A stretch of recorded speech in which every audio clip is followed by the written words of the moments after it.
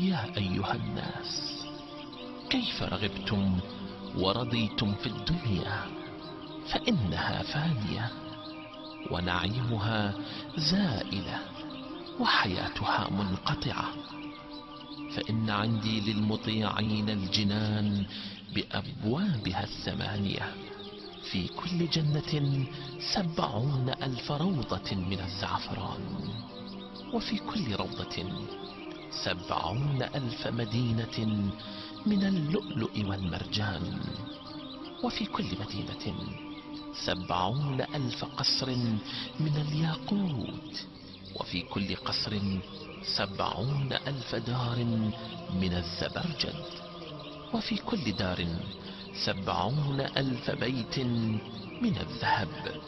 وفي كل بيت 70,000 دكان من الفضة، وفي كل دكان 70,000 مائدة، وعلى كل مائدة 70,000 صفحة من الجوهر، وفي كل صفحة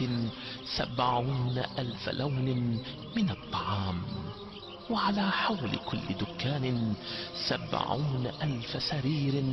من الذهب الأحمر، وعلى كل سرير 70,000 فراش من الحرير والديباج والاستبرق، وعلى حول كل سرير 70,000 نهر من ماء الحيوان واللبن والخمر والعسل المصفى، وفي كل نهر 70,000 لون من الثمار، وكذلك في كل بيت 70,000 خيمة من الأرغوان، وفي كل خيمة 70,000 فراش، وعلى كل فراش 70,000 حوراء من الحور العين، بين يديها 70,000 وصيفة كأنهن بيض مكنون، وعلى رأس كل قصر من تلك القصور 70,000 قبة من الكافور، وفي كل قبة 70,000 هدية من الرحمن، التي لا عين رأت ولا أذن سمعت ولا خطر على قلب بشر، وفاكهة مما يتخيرون، ولحم طير مما يشتهون، وحور عين كأمثال اللؤلؤ المكنون، جزاء بما كانوا يعملون، ولا يموتون ولا يبكون ولا يحزنون ولا يهرمون ولا يتعبدون ولا يصومون ولا يصلون ولا يمرضون ولا يبولون ولا يتغوطون